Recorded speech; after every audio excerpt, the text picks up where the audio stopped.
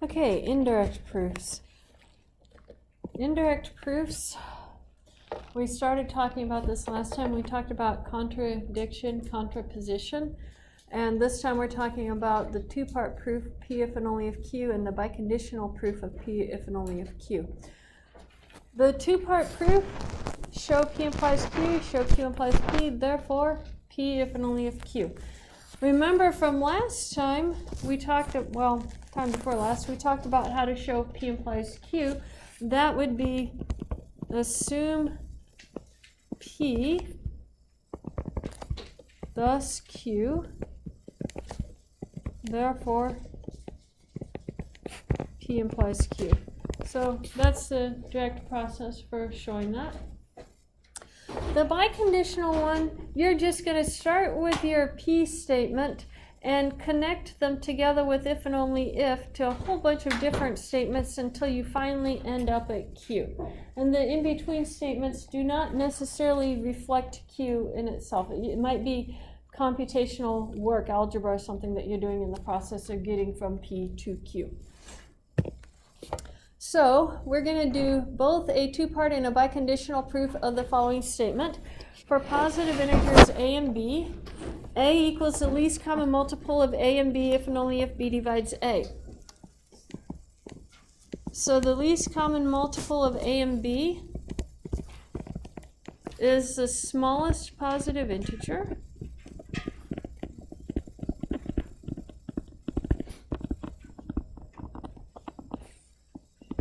such that there exists, and we're going to call this integer k, so I can write an equation. Smallest positive integer k such that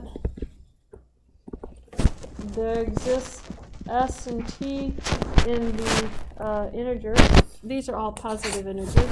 So in the natural numbers with as is equal to k and bt is equal to k. A times some integer equals k, b times some integer equals k. Least common multiple. The smallest multiple that you have so that a times something equals a number and b times something equals that number. That's our definition that we need. And we need our definition for divides. What's the definition for divides?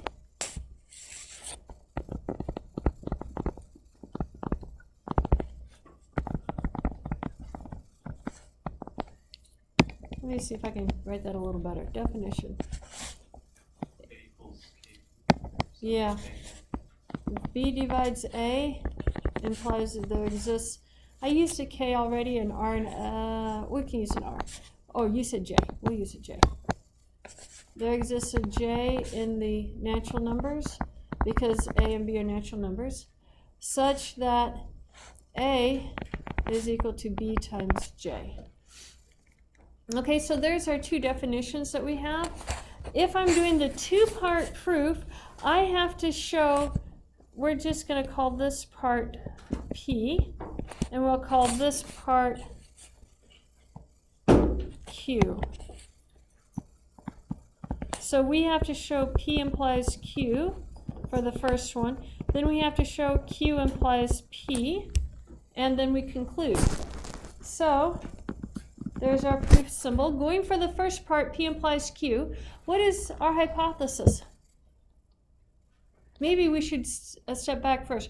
What is the hypothesis for everything? Yeah, for positive integers A and B. So let A and B be in the naturals. Now we're doing P implies Q. So what is the P statement?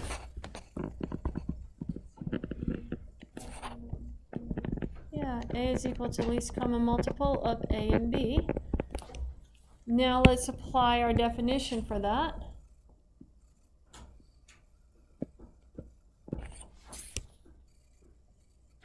I wrote our definition for least common multiple up here. And so there exists a K in the naturals such that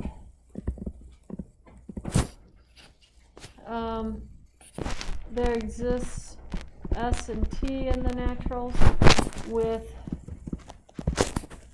AS is equal to K, and BT is equal to K. Now let's go back and fix it. It says A is the least common multiple, right? So I don't need this K right here. I just know that there exists S and T with A times S equals to A and B times T equals to A, because I'm assuming that A is the least common multiple of A and B. Did that make sense? It says A is the least common multiple. So that means where I have K up here, I should put this. K equals the least common multiple. If and only if K is the smallest positive integer such that AS equals K and BT equals K. So if I have K is the least common multiple, and down here I have A is the least common multiple, then I have to write A times S equals to A instead of equals K. Does that make sense? Yes. Everybody see that now? A times S equals the least common multiple. Least common multiple is A. So A times S equals A, and B times T equals to A. But if A times S equals to A, you can conclude that S equals to 1. Okay? Now, is there anything else? We're trying to get down to this statement, A is equal to B times J. T equals to J, right? Well, I can go straight to, from right here, to B divides A. I don't even have to put that and so S equals to 1. That and so S equals to 1 now is extra, and I don't really need it because I can go straight to B divides A. By our definition of divides, where I use J equals to T. Does that make sense? So be careful if you have extra stuff that you go and take it out. So I'm going to erase that extra stuff. It gets removed. It's okay to get extra stuff on the way to your conclusion. Sometimes you need that extra stuff. Sometimes you don't. So that's okay. So I write the mini conclusion. Thus, if A is equal to the least common multiple of A and B, now it's going to look like my paragraphs are all messed up.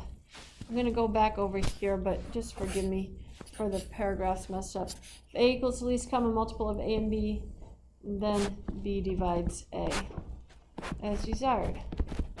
So the first part of the proof is done. I'm going to start a new paragraph for the next part of the proof, and the next part is going to be assume B divides A. Write down your definition for B divides A. Then there exists a J in the natural numbers such that A is equal to B times J.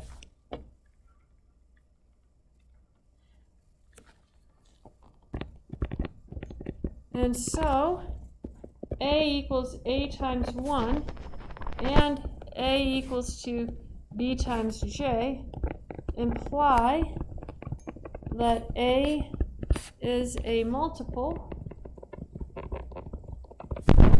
of both A and B. Now I just have to verify it's the smallest positive multiple of both A and B. Can we have a multiple of A smaller than A? Yeah, so that's all I have to do. Since A is the smallest multiple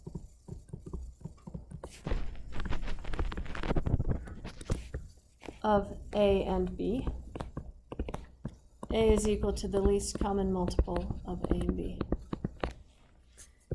Therefore, and we write our conclusions, if B divides A, then A is equal to the least common multiple of A and B. Now we combine it together, and I make this its own paragraph. Thus, oh, my computer doesn't want to ink at all. Thus, A equals the least common multiple of A and B, if and only if B divides A. A two-part proof. You notice, do you see where I did both steps? This was the first step right here, starting at 1, and then this was the second step, and then this is a conclusion.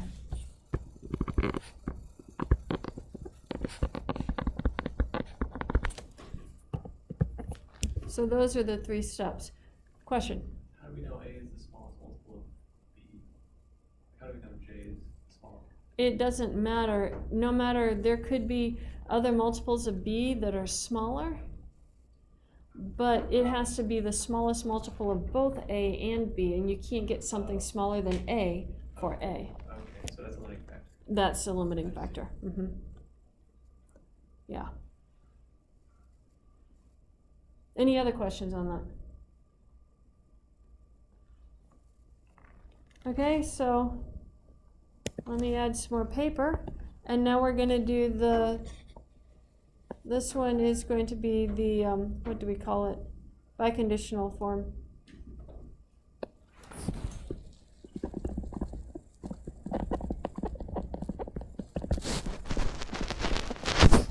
So I'm going to write this statement here again. This is a capital F. For positive integers A and B, A equals to least common multiple of A and B, if and only if B divides A. Here's my proof symbol. And I'm going to put the first one down here. So we're going to start, first of all, the hypothesis, same hypothesis. Let A and B be natural numbers. And now we're going to start with the P, and this is our P right here. So we're going to say, we have to start with some phrase up there, and then we're going to have everything in one sentence after this. We're going to have A is equal to the least common multiple of A and B.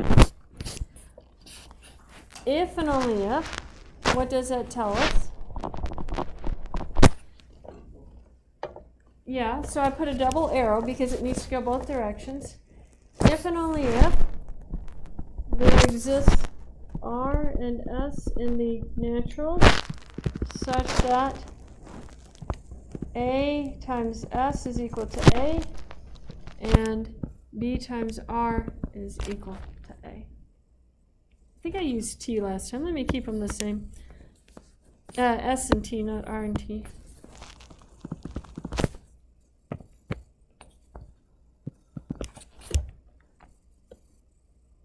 But then that tells me that B divides A. The only thing I need to verify, first of all, let's look at this right here. This is the first direction that we went on everything. So if I keep my arrows one way, I know there exists S and T so that AS equals A and BT equals to A.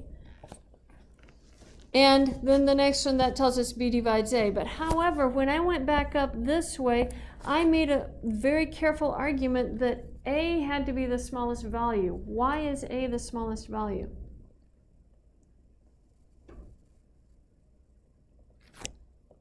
Because S equals 1. It's positive multiples that we're looking at. S equals to 1. So if I fix this and I just say there exists a T in the naturals such that I'm going to change the order of this. B times T equals A, and we know A times 1 equals to A. Now I can go backwards because the smallest multiple of A is A. No other multiples for B matter. because A is a multiple for B, and the smallest multiple of A is A. So that is the smallest multiple that can work. Even though I don't say it in so many words, it goes backwards for me also. And then our conclusion. Thus, A equals the least common multiple of A and B, if and only if B divides A. I took out my double arrows. I need to go put them back in after we've verified that it goes both directions. We can put the double arrows back in. Now, which proof did you like better? Most of the time people like the first one better because you're not worried about going two directions on it. To this day, my preference is still for the first one.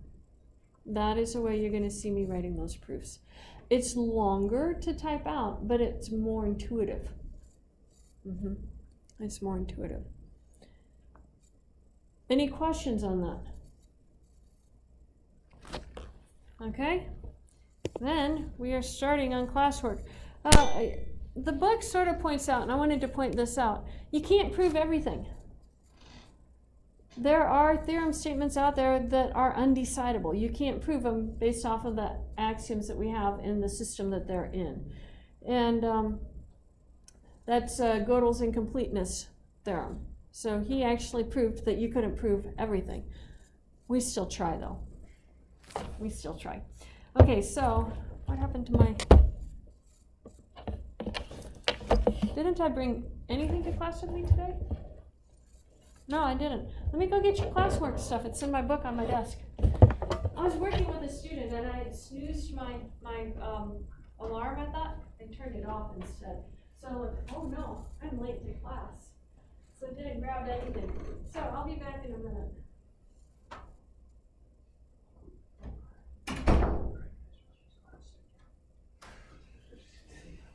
Who's back on the top?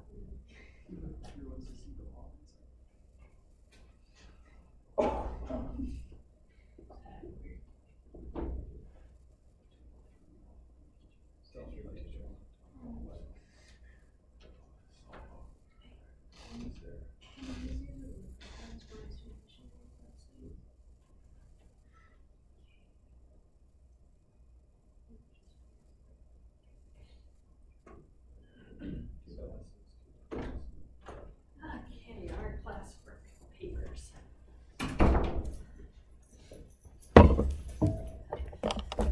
And I have homework to return to you guys too. To some of you guys. I'm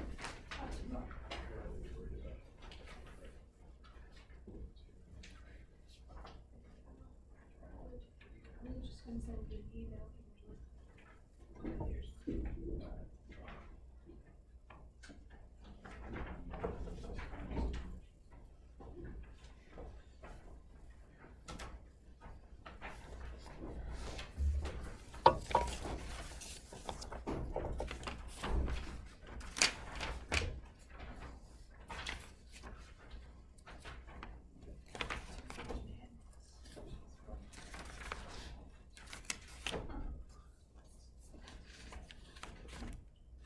I gave you room to write the proofs on this one.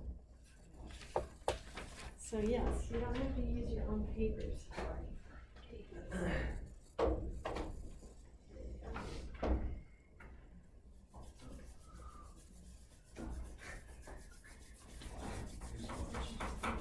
So we're writing in two parts of proof or my condition? This one is going to be the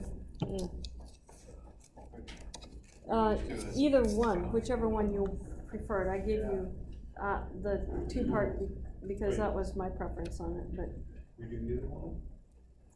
you can do either one on it. But the information at the top I gave you for the two-part stuff. But just fill in the information at the top, and you can do it either way because I didn't specify. Yeah, you just asked if you could do either one.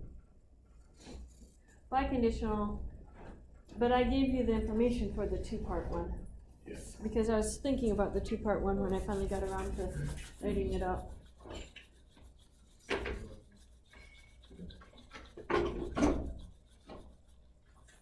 Okay, let me pause the video.